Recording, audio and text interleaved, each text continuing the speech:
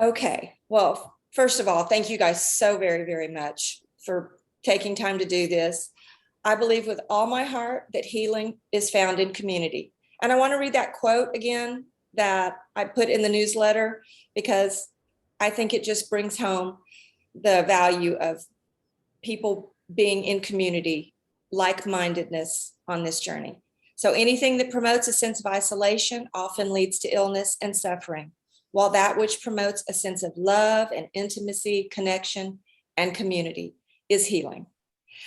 And like I said, I may be the facilitator, but I don't want this to be a lecture.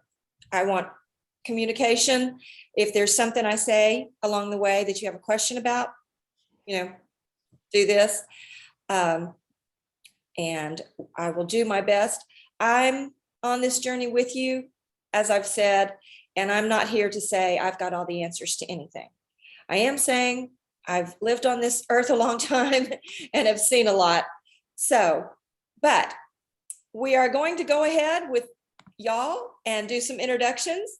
And let's see, Megan, you and Clay are on the same, and that's okay. But I'd like y'all to introduce yourselves one at a time. And if you want to give your Enneagram type, that's fine. I'd love to hear it. I think it gives us a chance to hear from a different perspective if it's different than ours, or to be validated if it is the same type, so we can hear similarities in our conversation. So Lee, you're top on my screen. You want to go first? Sure. Thanks for having me, Danae. And I'm excited to meet y'all. My name is Lee Fields. I lead with Enneagram Type 1. I'm here in Atlanta. I don't know geographically if we all are or not, given Zoom time. Okay, great. Well, I'm on the East Coast with Danae and really missing being able to see her in person, like she said, but grateful for the opportunity to meet new friends through the Zoom squares, and really excited to do this work. I'm passionate about working with the Enneagram and excited to, I totally agree with Danae that community is where it's at. I can get kind of stuck in my own way if I'm trying to do it by myself. It's a better conversation than a stream of consciousness experience for me. So I'm excited to be here. Thank you. Great. It's good to meet you. Yeah, thanks. Okay, Megan. All right. My name is Megan Sandoz. We live north of Houston in Texas. I have always believed I was an Enneagram 5. I'm maybe a 4. I don't know. It's been a while since we've done a lot of work on it. I've kind of been focusing on some other things. There's been a lot of inner work and growth over the last few years. Yeah, I just feel like we're just buzzing, just with lots of stuff like this right now. And we're excited to keep moving with it. Yeah. You guys have been on quite a journey. I do know that. We know them through my husband's work, and we connected. And so we've more of a spiritual conversation, a deconstruction through religion. And so we've known them. I don't know. Has it been a year? Time means nothing to me now. Yeah, I guess Doug and I first connected almost a little over a year ago. It was like last September, maybe. And so, okay. Yeah, and then I came and visited, what was it, like the end of May, I think? Of 2020. No. It was September. I know the last 2 years have blurred together. Everybody. No. Yes, so it was September of 2020 that we connected for the first time. And then it was May of 2021 that I went and visited. So it was just 8 months ago or whatever. Right. Sorry, I'm trying to think of You can somebody. introduce yourself. Yeah, so I'm Clay. Also live in north of Houston. So I am coming from the place of an Enneagram 3. The Enneagram's been a really big part of my journey of maybe the last 3 or 4 years. I think just as I was kind of in a place of, doing a lot of inner work, a lot of spiritual discovery and things like that. The Enneagram, I think in two ways was really impactful. One was just in that, you know, kind of helping me name some things, giving me some, for good or for bad, some labels to put on things, some, recognizing some tendencies, some, sort of almost by default where I come from and the lens through which I'm sort of seeing the world. And then, kind of in some ways validating and allowing me to almost like anticipate my next move by reading it in a book. But then kind of on the broader, from the broader perspective, I think it was a real part of a shift in like the whole, for lack of better terms, ego structure and just a understanding of that. And I think having grown up in a tradition and in a way that sort of, it never really addressed the ego head on, maybe, but it was kind of this idea maybe that was out there. It wasn't really called that, but it was there. But it was bad. It was this self to be managed, to be shut down, to be, ashamed of, to be overcome and whatever. And the understanding the Enneagram kind of gave new language to it. It gave new, a whole new perspective of it. So that's been a helpful part of the journey for me. So like Megan said, we've read quite a few books on the Enneagram. I mean, there was a time where, man, we were like deep in it, talking about, I mean, it was like a lot of what we did. It hasn't been high on the topic of conversation lately, but it's sort of the, some of the foundation or the framework that we use for a lot of, the discussions that we have between us and with others and a lot of our understanding of ourselves. So I think that's the beauty of it when it really gets into your heart and into your being. It's not something, well, in fact, it almost shouldn't be something you go around and say, let's talk about the Enneagram, because people a lot of times they're like, oh no, we're done with that, or I don't want to talk about it. But I have found that it has just been such a beautiful tool in communicating when I see the door is open, especially with somebody, I'll say, my grown kids who are not ready to dive into the nuts and bolts of it. But it has just been such a communication, a natural communication, an observation, because, what they say, don't type people, but I've raised these people, so I have a pretty good clue as to what their type is. yeah, but it's fun. It's been beautiful. What'd you say? That's it. They say not to type people, but it's fun too. Oh, for sure. And I love how all of us who teach it, I cannot tell you, I don't think I've been through any of the classes where somebody says, now we're not supposed to type, but we do, right?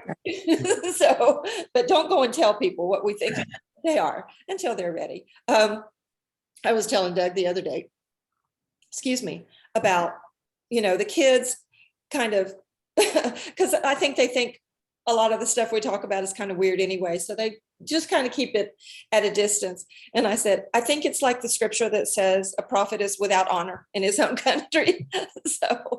But when the time is right, whether we use the words is not the concept anyway. You don't want to go around saying, there's your tunas coming out, and I see you're really leaning towards your 3-wing. Well, that's just insulting. But to have to learn the empathy and compassion when you can see. And you can have empathy and compassion without the Enneagram, but it has really been just an extra layer of that for me. So we are going to go through this presentation, and I have, like I said, this is 12 weeks, and each week is going to build on the other. All of these are going to be recorded, so if you can't make a week, we'll have a private link. It's not going to be for everybody. But yes, I am recording all of them. So me and my technology wizardry here is I'm going to try to share my screen. So I think I've got it. You see it? We got it. All right. The unfolding Enneagram. Through application of information, we achieve transformation. I know you can read that pretty easily, but it really is something that I have to observe. And that's the whole point of this, is being able to look at the situations, look at a concept and observe it. Where have I been on this journey, and where am I able to see, oh, that is something that I have learned, but I haven't actually applied it yet.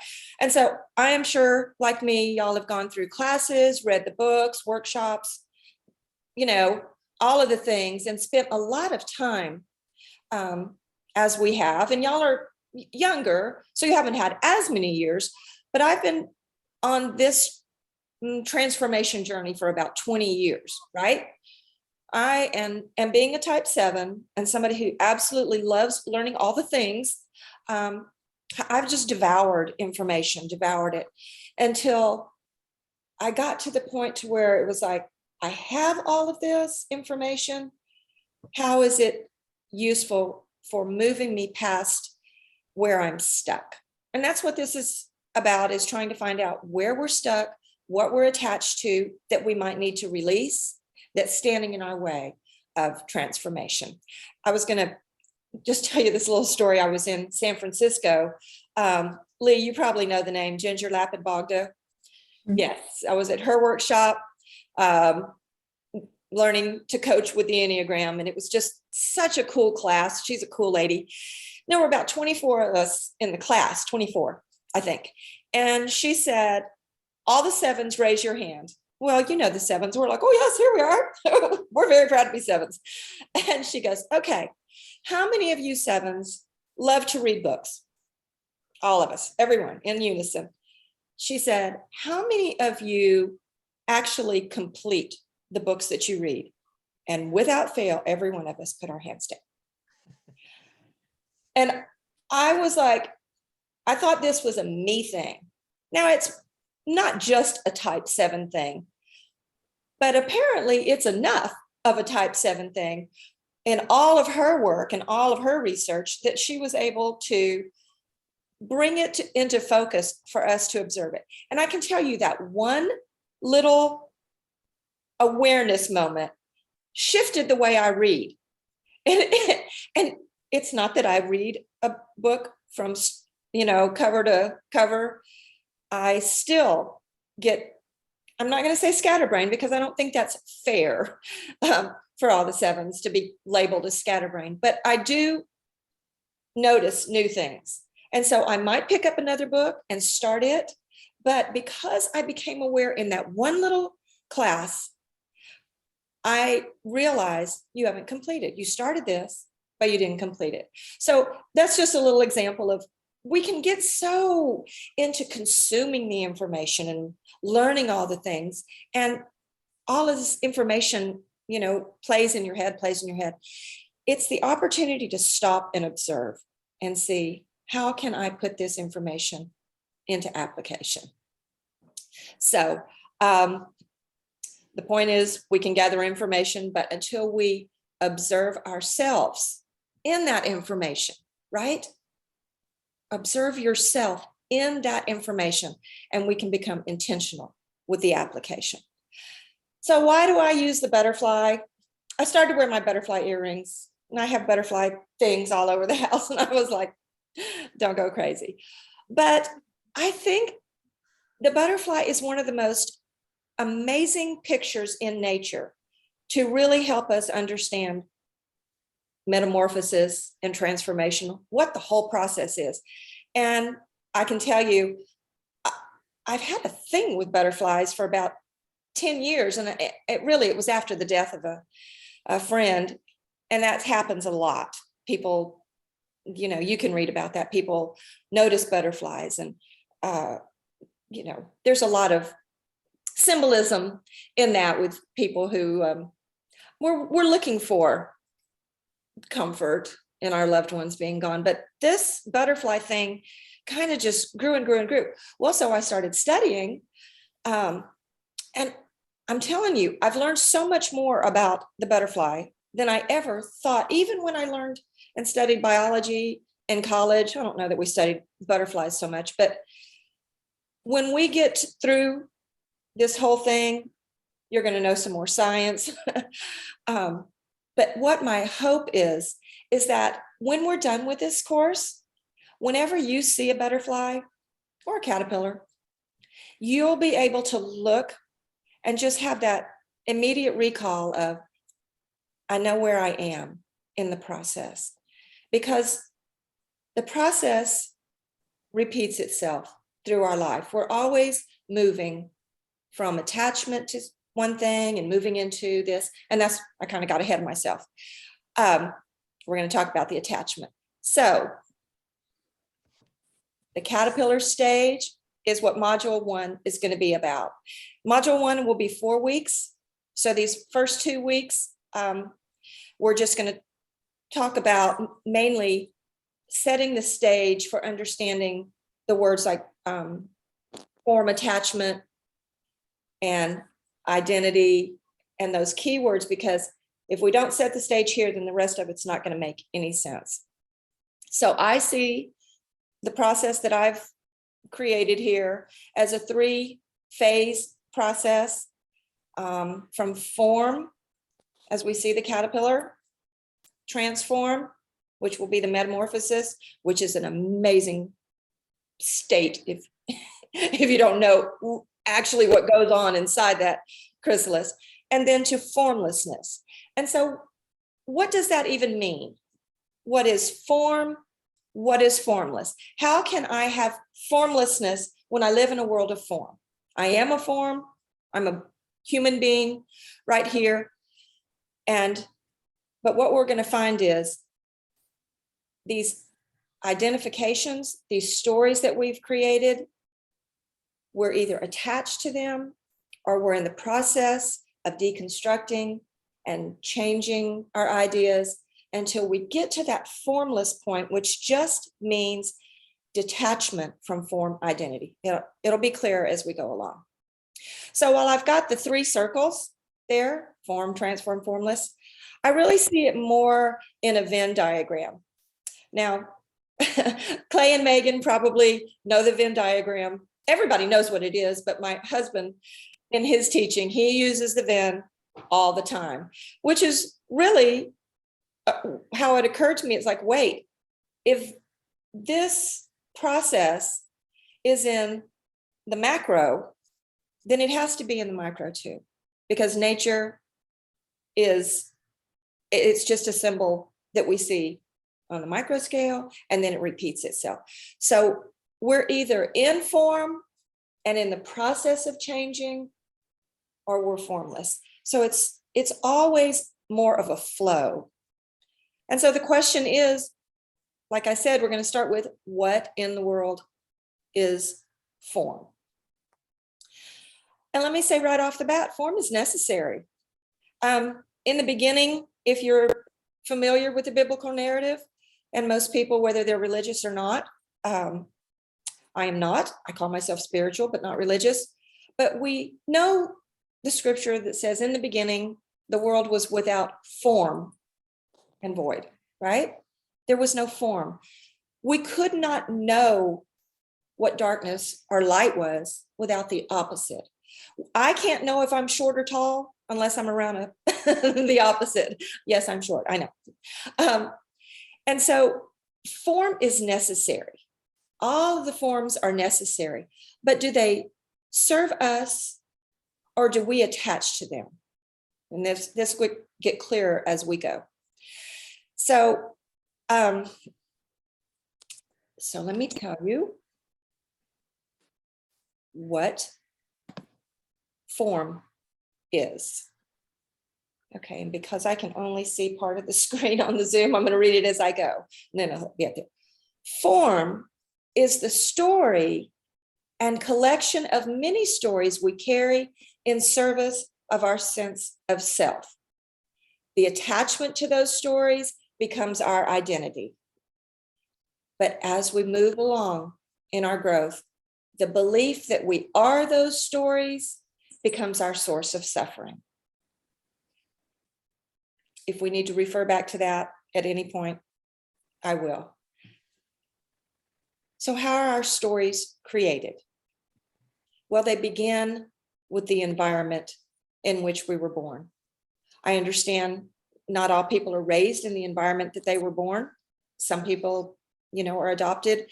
So it begins in the earliest environment.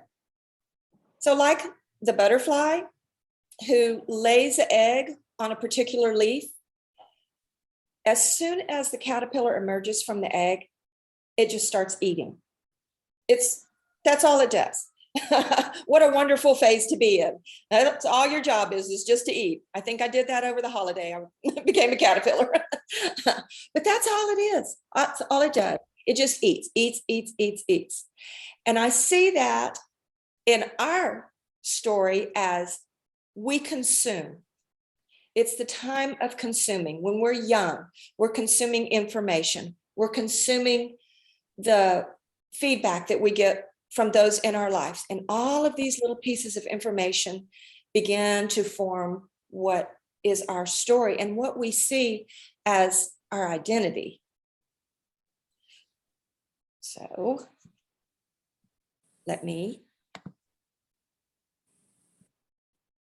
okay, I'm going to minimize y'all. Sorry, so I can see more of my screen. Minimize me too. Okay, the job of the caterpillar is to eat and eat and eat.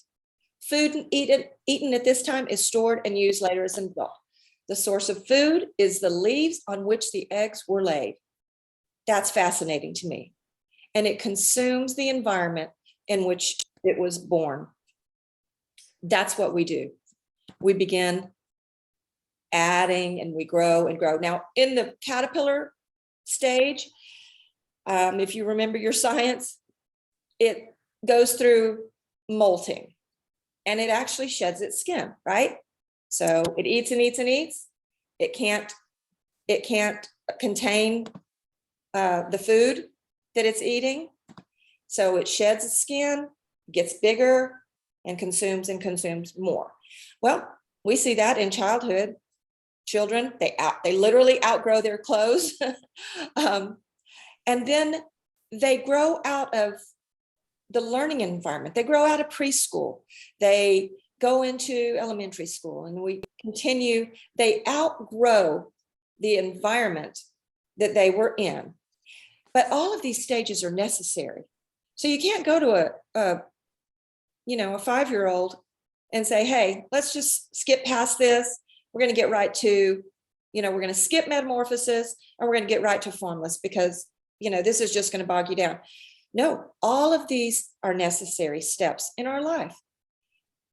And because they are necessary, it establishes a sense of self. And Clay, it's like you were saying, when you were reading and studying about the Enneagram, it helps you understand, this is why I think this is way. This is why I do this.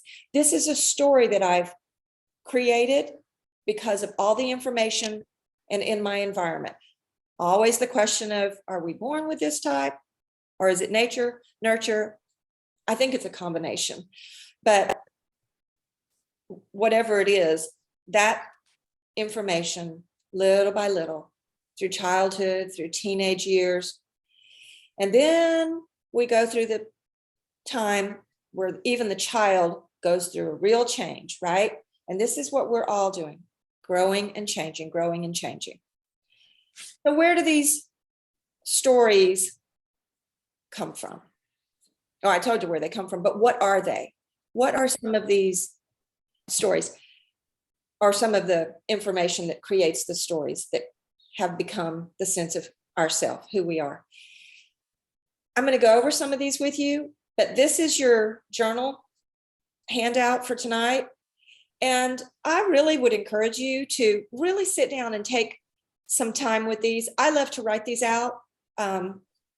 Or, when I go through courses, I like to do the homework because it helps me really focus in on what it is the teacher's trying to get across.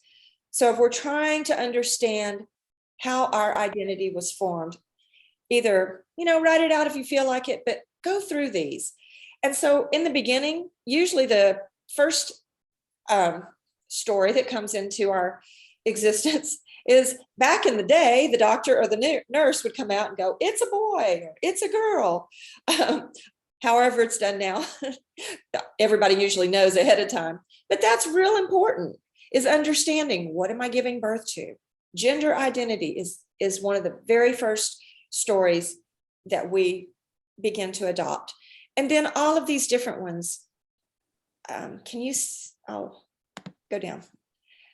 Race and nationality, family history, you can read all these. The generation you were born into. This one is really so important, because if you were born in 1922, well, the world and the information that you had access to is night and day from the information that you have now. So the environment of the generation that you were born into is a major influence on how you have developed your sense of identity. Your religious upbringing. Has this been something that was drilled into you when you were young? And more than that, have you begun to move away from some of the identities that you held strongly when you were young, that maybe your family of history still carries those? It's their identity. They will say, I am a this, I am a Christian, I am a Buddhist, I am a Methodist, and these become real forms of identity in our story. So even if you were raised in a family where there was no religion, you still have some concept of yourself as a spiritual being, at least as far as your place in the universe, what your life will be like after death. All of these, whether we have no formal religious, connection anymore, maybe we did, maybe we don't now. All of these affect our sense of our identity. Yes, our Enneagram type is on there. Major life events, both positive and negative, really have an impact on how we see ourselves. Were we a military family? Did my parents divorce? Where am I in, well, that would go back to our family. Where am I in the family? Am I the oldest? Am I the baby? The youngest of 7? All of these. And when you get to thinking about it, my goodness, everything becomes something that you realize, oh, this is information that I've taken in. And yeah, that's a part of my story of who I am. Cultures, even things that are as simple as maybe the way you do holidays. I heard a story one time of a guy who got married, and they did Christmas one way and their family growing up, and his wife's family did it another way. And he said, well, you guys do it wrong. Because this was the identity of what was right. And just something as simple as how you celebrate, a holiday. One that I really want us to focus on is unresolved shame. And I can tell you, we could do a whole course just on shame. There are so many books and so many great resources that help us to deal with that. But shame that is unresolved, that has become a part of your identity, will keep you in such bondage and make it really hard for you to even look at a lot of the other things. And the difference between shame in I have done something shameful as opposed to I am a shameful person. I am shameful. That is who I am. I am shameful. Shame is not a bad thing. It's actually, we learn shame before we're even verbal. It's an amazing thing when you look at child development. And so around 15, 18 months, they already know shame. And it might be, sometimes it's just a look that they sense when they're little, no, you get a scowl face. And so that gets into their mind as, oh, that's something that's not the normal look that I'm used to. You don't go around shaming a tiny infant often, but the older they get, and I know this is a terrible thing to say, but I did it with my kids. Everybody, a lot of people do it, especially when they're going through where we think they should probably be out of diapers by now, or you're working on it. And so you ask them, oh, did you do something in your diaper? Oh, shame on you. Well, shame on you. Oh my gosh. If I could wipe one of the phrases out, that would be one of the very first ones that I think should go. Placing shame on you. Those little messages get wired in our brain, and shame becomes a part of us. Now, can be used to help us say, yeah, I messed up. I'm really ashamed of what I did. If I need to make amends or apologize. And when I recognize that I did something shameful, I can turn from that. I can look at my actions and say, that's not who I am. That's a different story than, of course I did that. That's who I am.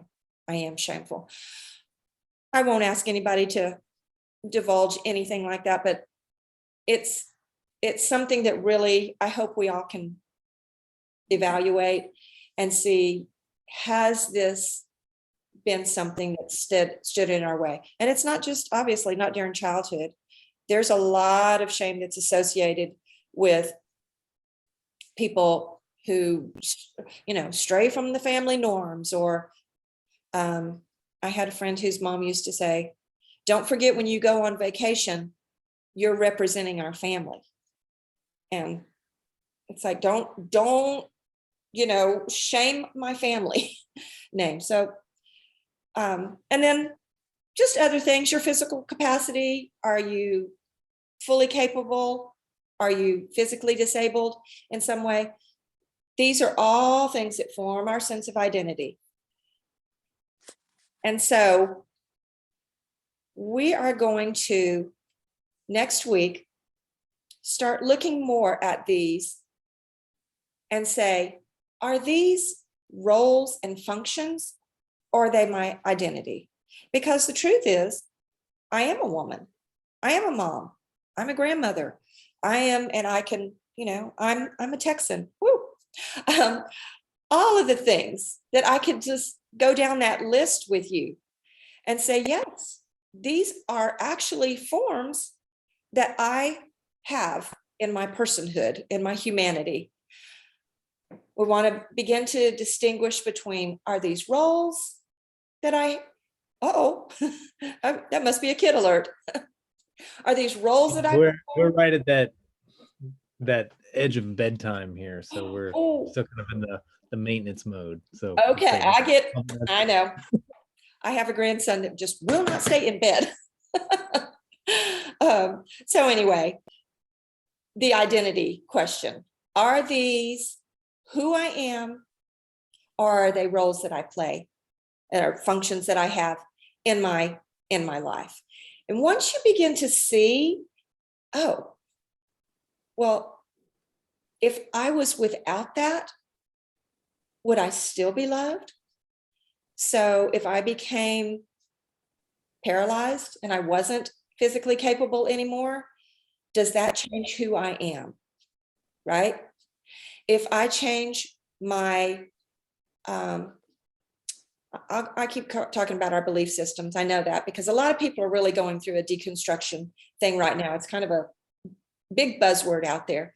So if I change from what I truly believed was absolute, if I change that, am I still the same lovable person that I was? Or is that the sum total of me, is tied up in these beliefs that I have? That's what we're going to just kind of go back and forth with next week.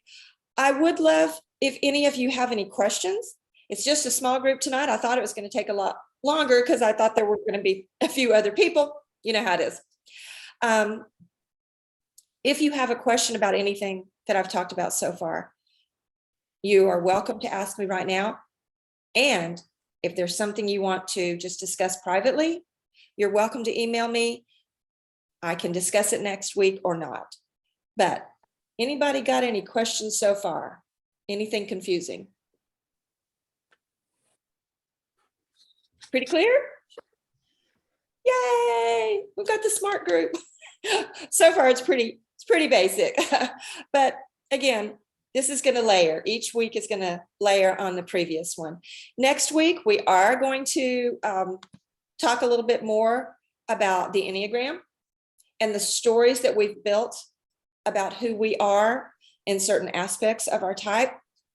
I think I'm pretty sure you've read the course description and have at least heard me talk about it. This is not an Enneagram learning class. And so I think it's great that we have a common language, that we understand types and we understand some of our personality traits that go along with that. But we're going to look at other wisdom teachers. And in fact, a lot of what I teach and what I see in this process comes from Eckhart Tolle. And if y'all have done much reading of Eckhart, then form and formless is not new language to you. He's where that concept first came into being for me and for Doug, my husband. And it's what a lot of us hear as, Eckhart calls it form identity or essence identity. And we're beginning to lay the foundation of what form identity is. Essence identity is also maybe called your true self, your highest self, whatever it is, who you are apart from the attachment to the story. So I think probably true self is probably, you're familiar with that one, pretty much, whatever y'all are comfortable with. So if I say that, essence identity or higher true self, that's what I'm talking about. So this has been a short one, a lot shorter than I thought, but I had planned to take the time for like 3 minutes for each person. I will have these recorded, like I said, and they'll be in a file somewhere on the website at some point. And that's going to be it for tonight. I am so grateful that y'all are here. Next week, we'll meet Mary and see how Cabo was. Oh, thank you for the heart. And I hope this time is working. I know it's hard for you guys, Clay and Megan, because it's 7 your time. I know there was somebody that said they were going to be in and they were on the East Coast, but this is what we've got today. And I am thrilled you're here. Any closing words from y'all? Thank you. We're excited. Yeah, thank you. Let me get to, stop share. Let me do my stop share.